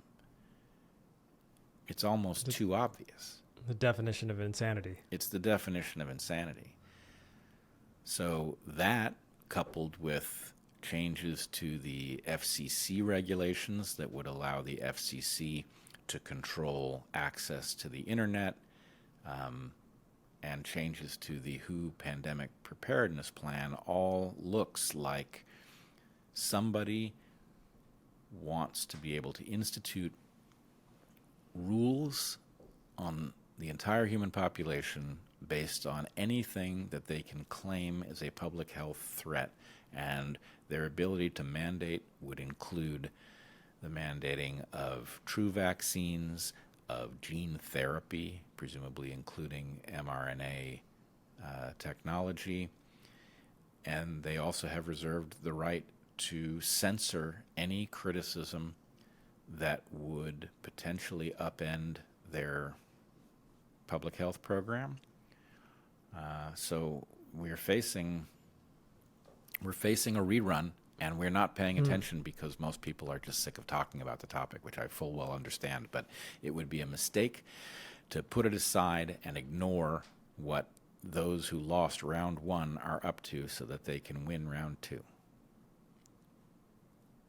That's terrifying. Do you think Elon Musk, do you think the reason why he's become like public enemy number one is because he's kind of like this inconvenient wrench in their engine that's, you know, and if they want to implement this mass censorship and control, I think you were mentioning earlier, 0 is a special number. I was listening to you mention that on the Dave Rubin report, that if there is one platform that is free, that kind of negates all the other ones, right? It forces them to free themselves, because if there's only one free platform, everybody will be on it. And so at a competitive level, if Elon Musk manages to truly free and stabilize Twitter, then the other platforms will have to go along with that program, or they will go extinct, because who's going to sign up for a platform where you can't speak openly? Yeah, him buying Twitter is one of those events that I feel like if this was a war, that would have been a big battle. That would have been a significant battle won. Yeah, I agree. It's a huge factor, and I hope Musk is up to the challenge. I see evidence that he is interested in doing the right thing, and I see him make unforced errors that I can't explain. So anyway, I'm hoping that he can figure out how to pull it off. Yeah, he's I'm rooting for him. He just I think just yesterday he had a conversation with Alex Jones, Andrew Tate, a couple other ones, Vivek Ramaswamy. It was quite an interesting. It was a Twitter space, and to have these characters all in one area talking was really interesting. I just yeah. Yep. I will say, okay, that is interesting. Yeah. But as I think I mentioned on the Dave Rubin report, Elon has me blocked. That means I couldn't participate in the discussion around, or even the poll that he took on whether to bring Alex Jones back. And I couldn't participate in that Twitter space. And so this is, I cannot understand this unless I just simply play no role in the free speech discussion. It would seem that having made some personal decision to block me, what am I supposed to say? That I think it's really great that Elon Musk held a space with these people yesterday when I can't even see that it's happening. So, Elon, if you're watching, you have no idea how destructive it is of your platform to block somebody yourself. You are a large fraction of what's taking place on that platform, and it isn't a minor fact when your account becomes invisible, right? I have to infer even what's being discussed because I can't see it directly. And I don't think that was your intent when you did it, but please undo it, because if you're really about free speech, this is not helping. This means that every time somebody raises what you're doing with me, I have to say, I can't really embrace this because at the moment I can't even see it. Right. Like you said earlier, we gotta band together. We've got this big Goliath in front of us. We gotta stick together. There's not a ton of us.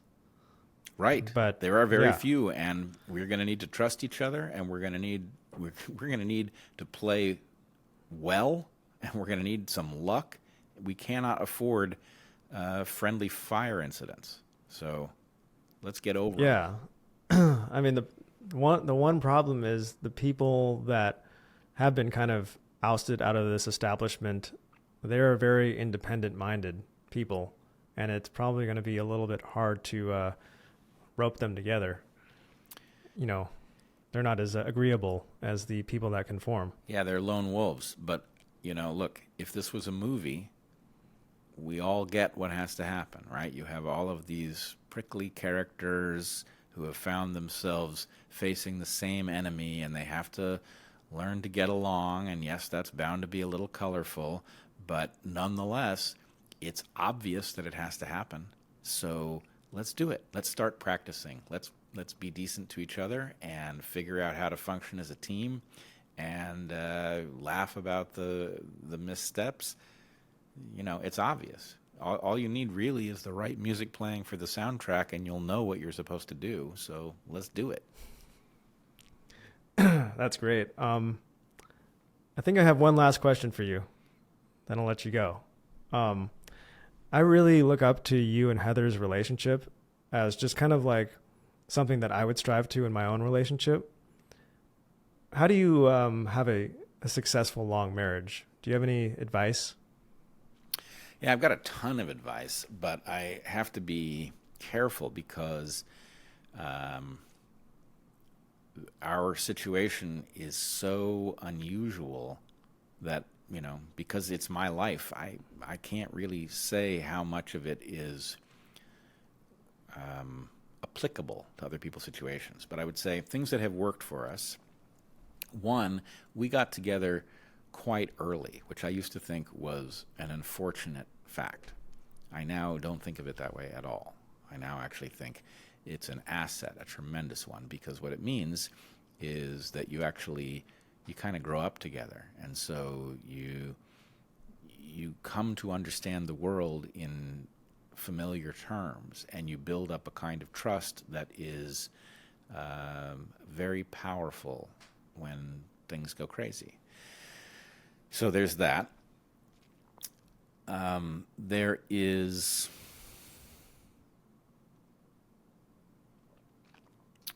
there's really one thing above everything else.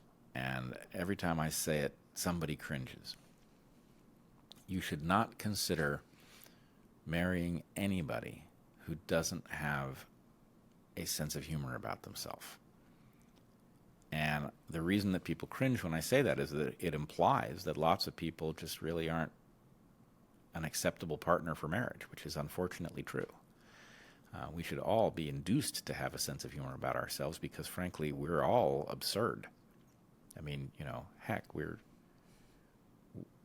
apes, and we're walking around most of the time not thinking about that fact, but it's nonetheless true and has profound implications for what we are and how we behave and all that.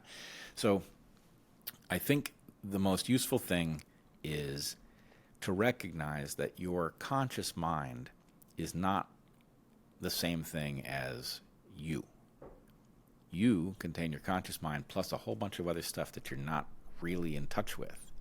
And, I frequently find myself in a situation where my defects are getting in the road of something, in our relationship. For example, my chronic disorganization is disrupting Heather's desire to have a house where stuff is where she can find it, for example. And the funny thing is, my conscious mind is on her side.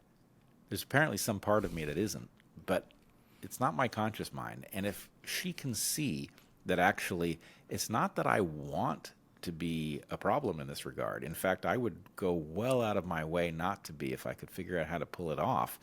right? That just removes the tension from the thing, right? Then we're talking about why, what developmental piece of my history caused me not to be able to develop that skill. That's a much better conversation to be having than why are you such a jerk who doesn't care whether I can live in our house, right? So having a sense of humor about yourself, recognizing that we are, every one of us is a mystery, even to ourselves, and that your partnership with somebody involves you being partnered with the part that you and they understand and the part that neither of you understands, and that's a funny scenario to be trapped in, and you better know how to laugh about it. That's great advice. And I think it's so nice that you and Heather do the podcast together, because there's a lot of people out there who are just like these talking heads who have these strong opinions online, but when you see somebody next to their wife, you kind of look at them differently, like, oh, wow, somebody can really tolerate this person through thick and thin. And I recently saw Jordan Peterson a couple times live, and it's really nice. He comes out there, or his wife introduces him, and she's super sweet, and he's kind of like this, he has many different sides, but it's nice to see him getting the questions from his wife. You see him in a different light than when you typically see him on those like debate stages, when he's kind of, there's about 1 million videos on YouTube saying Jordan Peterson destroys this feminist, or Jordan Peterson destroys this woke kid. And then it's nice to see him in this like pleasant dynamic with a woman. So yeah, I just recently worked with Jordan Peterson's wife on a project, and it was very pleasant. Well, I think you're exactly right to focus on this, and I think the problem is it's surprisingly easy to show a false side to the world. So lots of people do it. And when you do see somebody with their spouse, and the spouse is not quietly sitting there not saying anything, but you're seeing them interact, or even better, you're seeing them disagree, maybe even over something important, right? Then, well, how exactly would you fake that, right? I mean, and I do believe you don't see everything on the podcast, but what you see is absolutely accurate. That is how we are. And, I would say the same thing is true if you saw us with our kids. Is it perfect? No. But you would see there's no tension around things, right? We're all the flawed human beings that we are, but we genuinely love each other and appreciate each other and are frustrated by each other and find some of each other's jokes funny and not other ones. And anyway, the point is, the difficulty of faking a persona is 1,000th of what it would be to fake a family. You can't really fake it. And, even more so, our cats don't show up on the podcast very much anymore. But bad people can have a relationship with their dog. But cats, if your cat likes you, if your cat's jumping up on your podcast desk to have you pet it or sitting in your lap, right? That suggests that this animal isn't afraid of you, that it appreciates you. And that also tells you something about what things are like when the camera's not on. So anyway, I think all of those indicators are amazingly powerful. I have seen the same thing between Jordan Peterson and Tammy. I recently met Tucker Carlson's wife and one of his daughters. Same thing, right? You just see people who really appreciate each other and aren't hiding anything, and it really does tell you that they're for real. Did you do anything with Tucker? Yeah. Oh, has that already out? No. Oh, well, I'm excited for that. Yeah, me too. Is that going to be on his Twitter show? I don't know. Yeah, I've been really enjoying seeing you make the rounds. I saw you on the Patrick Bet David show, the Russell Brand. Dave Rubin. So sort of reminds hopefully me I of the can- old days. You know, it used to be that there was an awful lot of traveling and sitting in person with people, which I really appreciated. For some reason, it's more meaningful than the other stuff. Obviously, you know, I now live on an island, so I see people through the screen more often than not. But COVID killed all of the sitting face to face with people and having conversations that others wanted to listen to that way. And it got us all used to doing a better job with Zoom or its equivalent. But I miss the in-person stuff, and the fact that it's coming back and that I have found myself in all those places that you mentioned, I think that's a good sign, and I hope it holds out. I think it's important to sit with people. Again, it's harder. It's a lot harder to fake things when you're actually sitting face to face than, you know, you just have to keep it together while the camera's on. Yeah, I totally agree. Well, I'm just getting myself into this podcast arena, and I figure the unique thing that I can add to this is the visual aspect. So 100%. I love your animations. They're brilliant. Thank you. So as of right now, I'm thinking I'll conduct a podcast and then extract the clips, animate over those, and then if people want to see more, they can go to the podcast later. That's cool. But they'll work together. I think that's going to work. Because there's about 1 million podcasts, and just about everybody you meet now has a podcast. And so I didn't want to just make another brick in the wall. Yep. But anyways, I'll end the recording here.